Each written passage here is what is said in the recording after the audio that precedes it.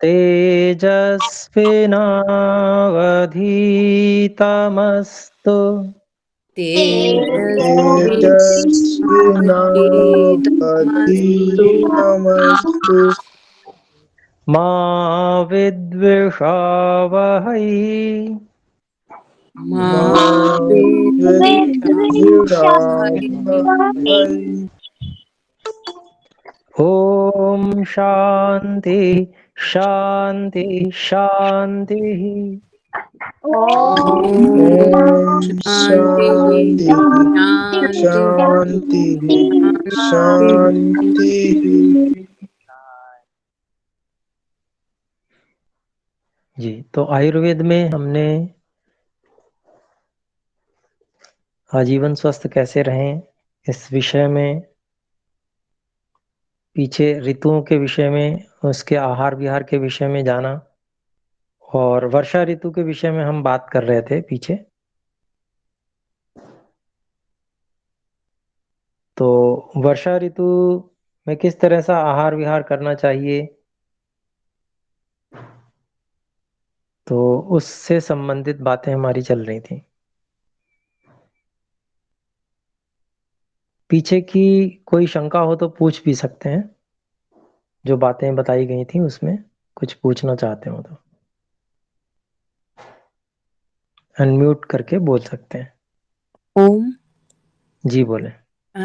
गुरुजी, पिछले कक्षा में आपने ना एक किताब का नाम बताया था जिसमें मैंने वो था कि किस आहार में क्या गुणवत्ता होता है, ये सब उसमें मिलेगा। तो क्या वो बताएंगे दोबारा? जी जी, वो एक तो द्रव्य गुण विज्ञान पुस्तक है और एक भाव प्रकाश निघंटु। तो ये दो पुस्तकें मिल जाती हैं, आप आसानी से आप इस पे सर्च करेंगे ना नेट पे तो मिल जाएंगी। इसके जो भाष्य हिंदी भाषा में मिल जाते हैं, तो हिंदी भाषा में कोई भी हो सकते हैं, जो भी हो उपलब्ध वो ले लीजिए, कोई बात नहीं है जी। आचार्य जी एक बार नाम वापस दोहराएंगे या लिख देंगे, इस पे कोई ठीक है, लिख मैं सकता ग्रुप है? पे लिख के भेज हाँ दूंगा मैं। जी ठीक है ठीक है। मैं पुस्तक की इमेज ग्रुप में भेज दे रहा हूँ। जी जी, धन्यवाद। तो ठीक है, और कोई बात नहीं होगी शायद, तो मैं अब आगे प्रारंभ करता हूँ। ये वर्षा ऋतु का अधूरा रह गया था, सारी बात नहीं हो पाई थी। तो वर्षा ऋतु में त्रिदोष नाशक क्रिया करनी चाहिए, अर्थात जो खान पान है वो त्रिदोष नाशक होने चाहिए, आहार विहार भी त्रिदोष नाशक होने चाहिए, और साथ में अग्नि दीपन भी आवश्यक है। अग्नि दीपन के विषय में भी मैंने पिछली बार कुछ बताया था कि दीपन क्या होता है। देखिए, वैसे तो ऊष्मा गर्मी सारे शरीर में है और सदा रहती है, लेकिन स्थान विशेष पर तीव्रता विशेष होना, यही अग्नि है। तो औषधियों के माध्यम से अग्नि को एक जगह पे केंद्रित किया जाता है। सामान्य रूप से स्वस्थ व्यक्ति की अग्नि केंद्रित हो जाती है जब भोजन का समय होता है, भूख लगती है तो अग्नि केंद्रित होती है। लेकिन अग्नि दीपक जो औषधियां होती हैं उनसे भी हो जाती है। उदाहरण के लिए जो बहेड़ा है वो अग्नि दीपक है। तो ऐसे ही और भी होते हैं। तो अग्नि दीपन भोजन जब कर रहे हैं तो उससे पहले अग्नि दीपन की करने की भी आवश्यकता है वर्षा ऋतु में। और पानी घुले सत्तू वगैरह ये मना है, दिन में सोना मना है, रात्रि में बाहर सोना मना है, विवाह आदि इन दिनों नहीं होना चाहिए, संतानोत्पत्ति के लिए प्रयास भी नहीं होना चाहिए, धूप का सेवन मना है, व्यायाम सामान्य रूप से मना है। उसका कारण वही है कि आम और इस सब के रहते व्यायाम नहीं करना चाहिए, यदि आम शरीर में है तो। यदि उसकी पहचान क्या होती है? वही आलस्य रहना, शरीर में उत्साह ना रहना, ये सब पहचान होती है। तो जो स्वस्थ लोग हैं, अग्नि जिनकी तीव्र रहती है हमेशा और सदा व्यायाम करते हैं, वो अभ्यास है उनको व्यायाम का, उनको व्यायाम नहीं छोड़ना चाहिए। तो उनको उनकी अग्नि तीव्र ही रहती है, इसके कारण से उनको स्फूर्ति अनुभव में आती रहती है, तो वो व्यायाम कर सकते हैं, वर्षा ऋतु में भी कर सकते हैं। लेकिन जो एक सामान्य स्थिति के लोग हैं, अग्नि मंद भी हो जाती है उनकी, तो वर्षा ऋतु में मंद होती है, उसके कारण से फिर अगर अग्नि मंद है और आम शेष रह रहा है शरीर के अंदर, थोड़ा बहुत भी अगर रहता है और पिछले अगले भोजन से मिल जाता है ये आम पिछला वाला, तो ये बहुत बड़ा विष है, सारे रोग ही यहीं से उत्पन्न होते हैं। तो ये सारे रोग का अभिप्राय मतलब अधिकांश का अभिप्राय, कहने का अभिप्राय है, जितने अभी देखने में आते हैं लगभग लगभग ये सभी रोग इसी के कारण से उत्पन्न होते हैं। बहुत कम और दूसरे कारण है, यही सबसे अधिक मुख्य कारण है। इसको ही काट दे जो व्यक्ति, कि अगले भोजन होने से पहले आम को पूरी तरह से समाप्त कर दे, तो वो व्यक्ति, ऐसा समझ लीजिए, कोई अतिशयोक्ति नहीं होगी कि 90 से 95% तक संभावना ये रहेगी कि वो स्वस्थ हो ही जाएगा।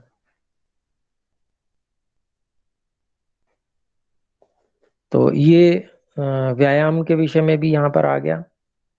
तो ऐसे ही ऐसे खाने पीने के पदार्थों में शहद का प्रयोग जो है वो और अच्छे से करें। वैसे तो शहद हमने पढ़ा ही था, कि पहले बात की थी हमने कि कौन कौन से आहार साल भर लिए जा सकते हैं। तो जैसे उसमें गाय, देशी गऊ का दुग्ध है, घृत है, सेंधा नमक, तो शहद का भी नाम आया था। लेकिन विशेष रूप से जब कहा जाता है कहीं पर, तो उसकी विशेषता ग्रहण हो जाती है और उस अन्य की अपेक्षा उसकी मात्रा ठीक रख सकते हैं, अन्य की अपेक्षा, सामान्य की अपेक्षा कुछ अधिक बढ़ा सकते हैं थोड़ा बहुत, ये अभिप्राय रहता है। और इनमें भी थोड़ा सा अंतर रहता है। वर्षा ऋतु में पूरा सभी पूरे हर दिन एक जैसा मौसम नहीं रहता। उसका कारण ये है कि किसी दिन तो आकाश में बादल होंगे, किसी दिन में कम होंगे बादल। बादल हट भी जाते हैं एक बार वर्षा ऋतु में भी, तो बहुत तेज गर्मी हो जाती है, बहुत सूर्य की जो जो गर्मी है बहुत तेज आती है। तो ऐसा नहीं है कि फिर पूरा एक जैसा ही हमारा आहार विहार रहेगा। जिस दिन बादल अधिक होंगे उस दिन थोड़ा सा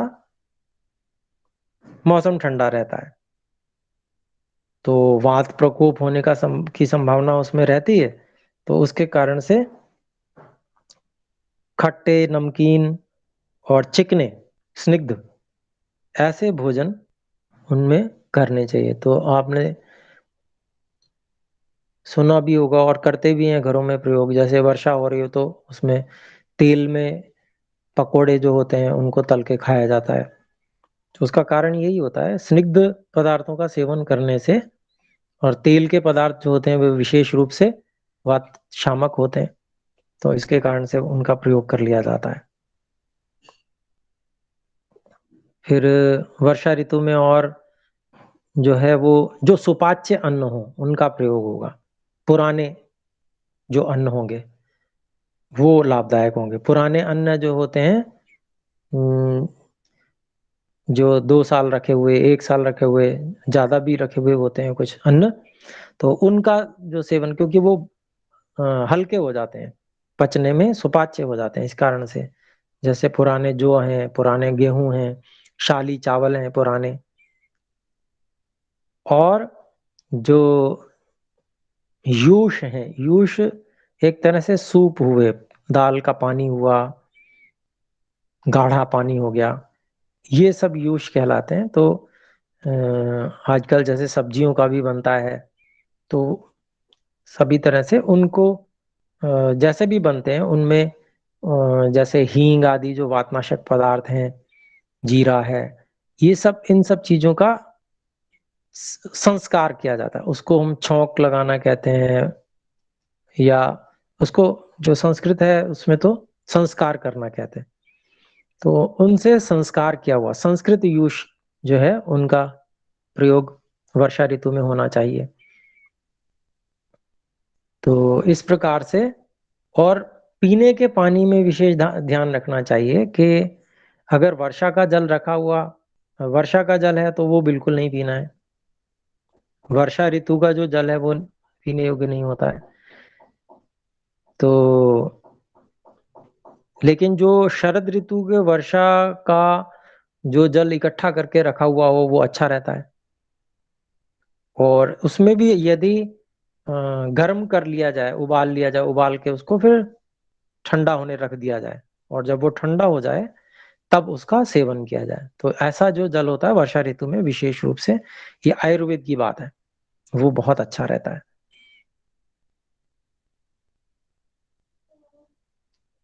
और बाकी विहार में आप जैसे सूखा पसंद सभी को होता है कि गीलापन ज्यादा ना हो, तो इसी प्रकार के जो सूखे हुए वस्त्र धारण करना, और स्नान के समय भी, क्योंकि उस समय उमस कहते हैं, जो घमस कहते हैं कई जगहों पे बहुत रहती है। कारण ये रहता है कि बादल होते हैं, कभी धूप तेज निकल आती है तो धरती से वाष्प निकलती है, तो उसके कारण से जो नीचे से भाप निकलती है तो एक विचित्र सा वातावरण बन जाता है, बहुत गर्मी जैसी लगती है, और उसमें पसीना भी आता है, और पसीना भरने लगता, मरने लगता है शरीर में, मैल जम जाता है।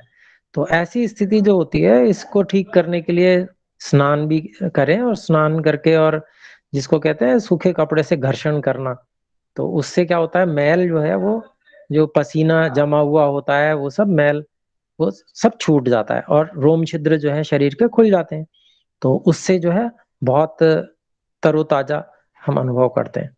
तो इस प्रकार से ये सब आहार विहार है। उपटन वगैरह विशेष वर्षा ऋतु में प्रयोग किए जा सकते हैं। तो और औषध के चूर्ण होते हैं अनेक, जो सूखे चूर्ण होते हैं उनका भी, उनको उद्वर्तन कहते हैं, उसका उद्वर्तन किया जाता है शरीर पे मल के, और उसको मैल सहित उठा देना, ये सब जो है उबटन उद्वर्तन ये सब किया जाता है। ये सब चीजें वर्षा ऋतु में विशेष लाभदायक रहती हैं। तो समय जो जो जिस चीज का समय है उस समय पे उसका कार्य अपने को करना चाहिए। अब इसके बाद वर्षा ऋतु के बाद में जब बादल छंट जाते हैं तो फिर शरद ऋतु आती है। तो जब बादल हट जाते हैं तो सूरज की किरणें सीधी धरती पर पड़ती हैं, तो गर्मी गर्मी तो होती है।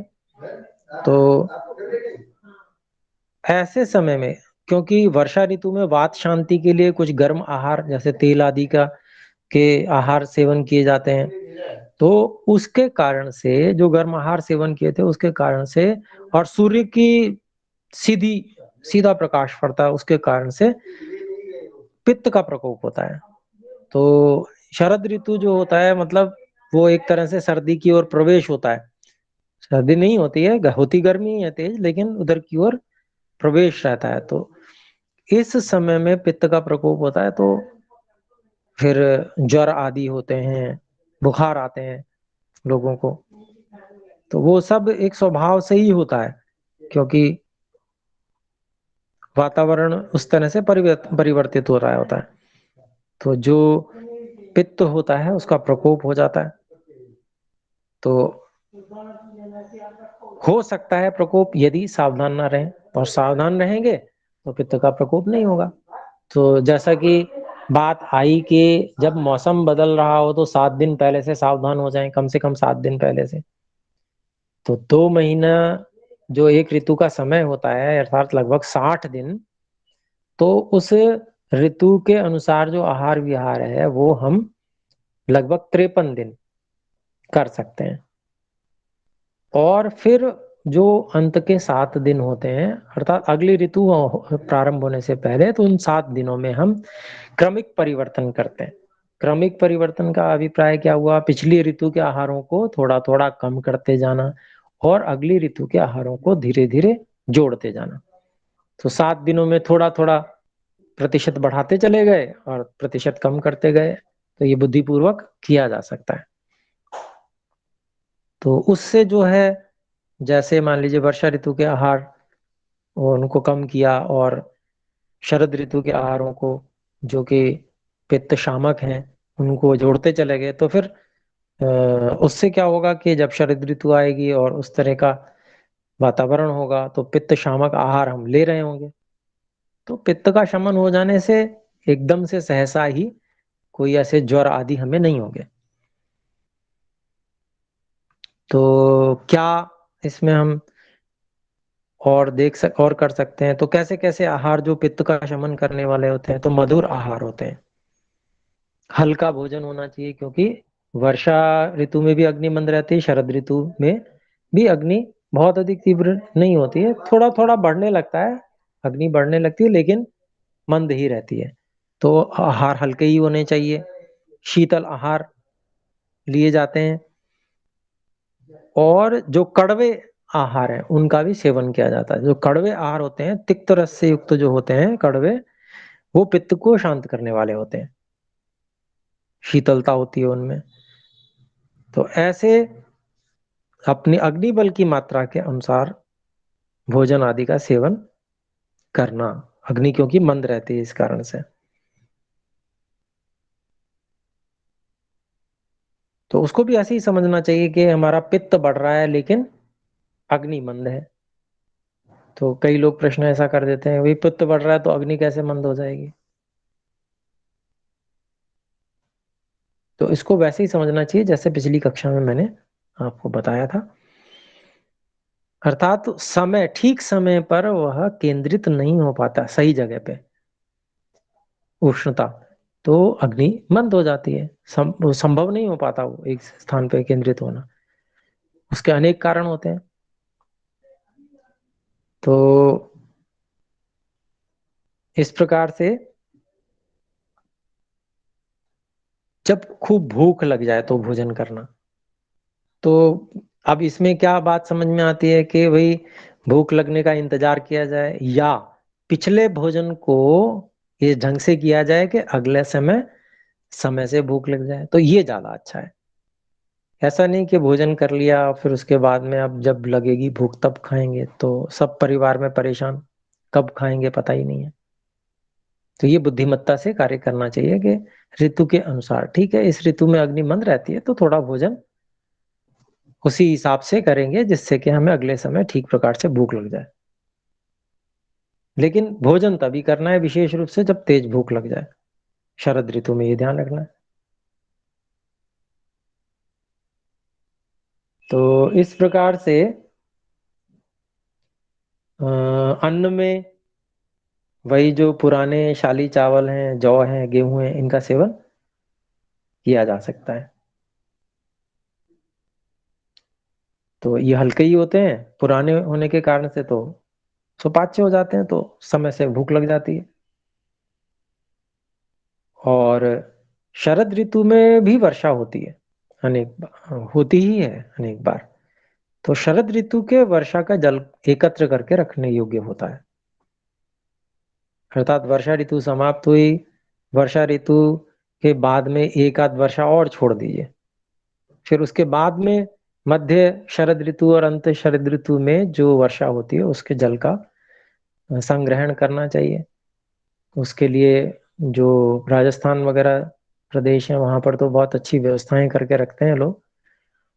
तो वो उस ऋतु का जो जल है वो वास्तव में बहुत अच्छा होता है, लाभदायक होता है, साल भर पिया जा सकता है वो।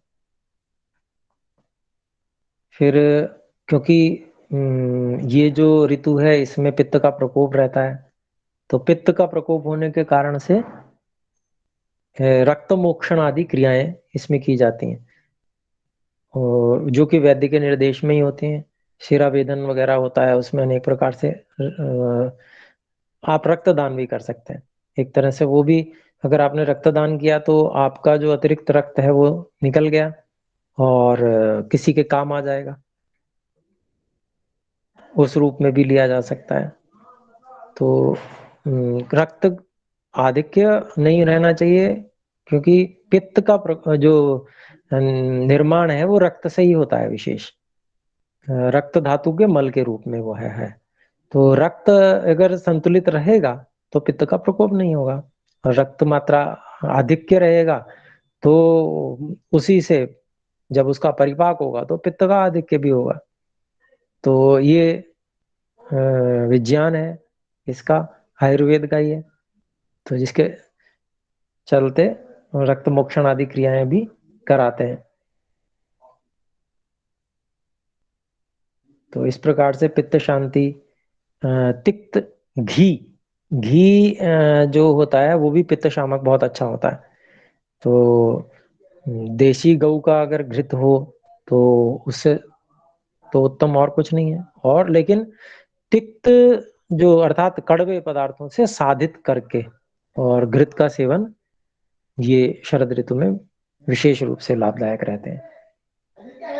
ऐसे ही जो पित्त का जो शमन किया जाता है वो विरेचन से किया जाता है।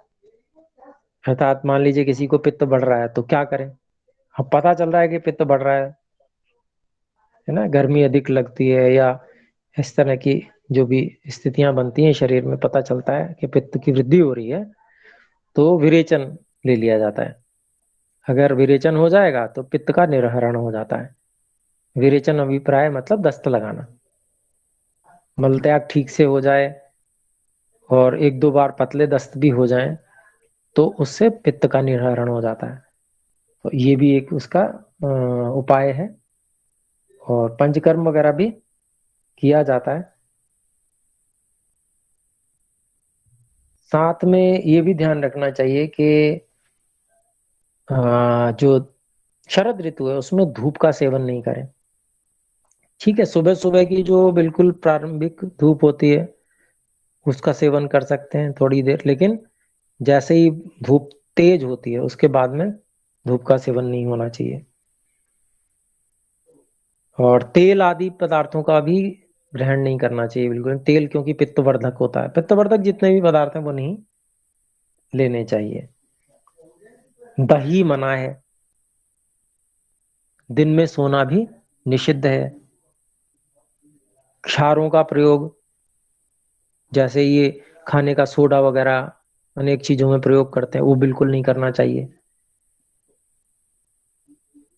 और दही जो है वो 6 ऋतुओं में से 3 ऋतुओं में लेने का विधान है, 3 ऋतुओं में नहीं है।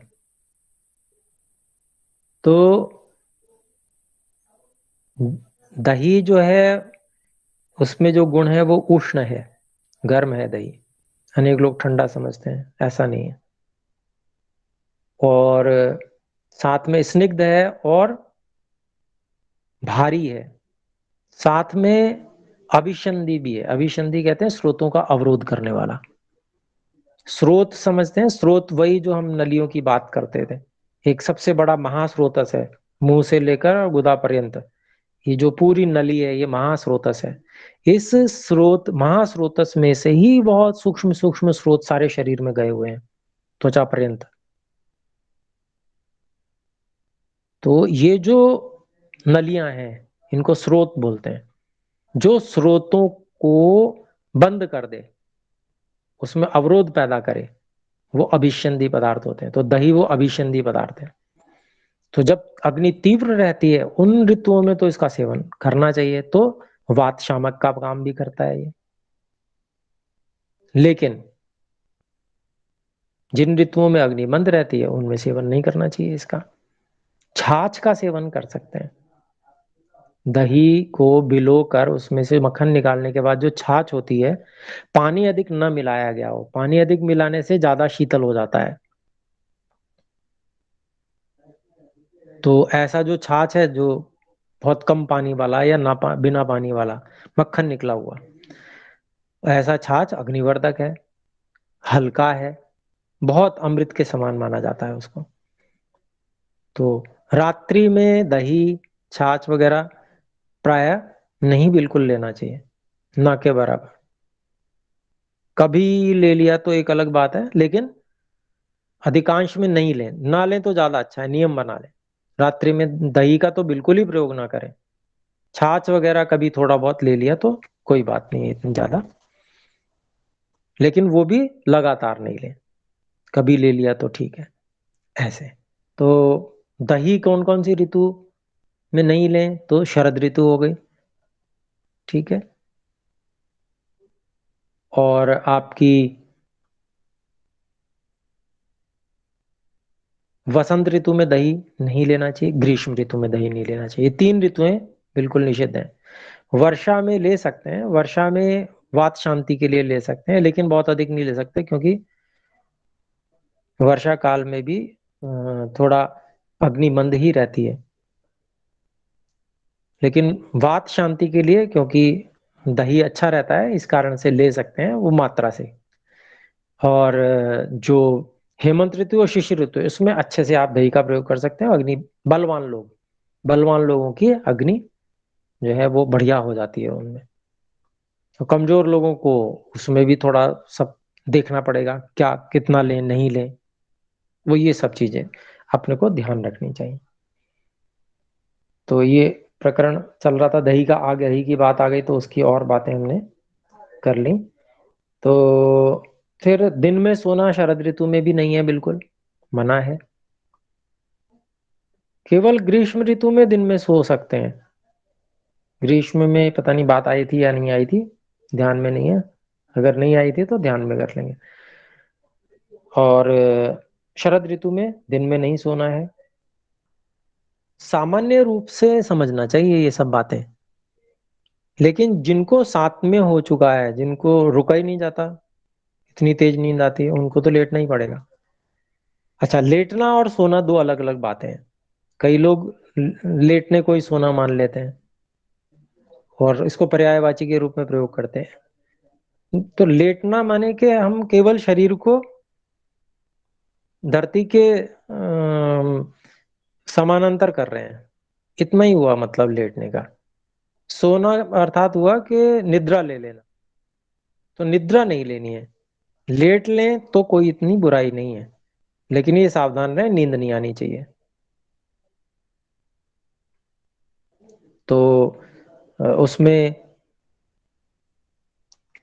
जैसे कैसे लेटें तो बताते हैं। दाईं करवट पहले कुछ 8 मिनट के लगभग, या 8 श्वास लेने के लगभग, मिनट ना जोड़ें, और फिर सीधे लेट जाते हैं पेट को आकाश की ओर करके, तो उसमें कुछ श्वास ले लें, 16 श्वास ले लें, और फिर बाईं करवट लेट के 32 श्वास ले लें। तो ऐसे इतने में पर्याप्त विश्राम हो गया, बस इतना ही, इससे ज्यादा नहीं। और सोना तो बिल्कुल नहीं है। और जिनको बहुत अभ्यास ही है, जो मतलब उनके दादा परदादा के समय से ही सोने का, दोपहर को सोने का सिस्टम चला आ रहा है, उनके लिए फिर उनको अभ्यास होता है, उनको उसके बिना काम नहीं चलेगा, तो उनके लिए भी छूट रहती है। तो ये अपने लोगों को ध्यान रखना चाहिए।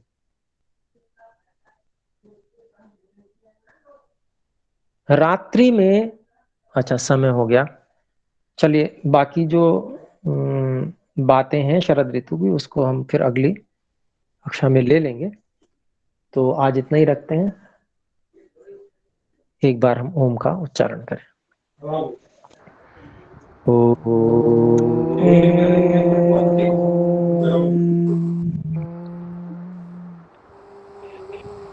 सभी को सादर नमस्ते। नमस्ते। नमस्ते जी।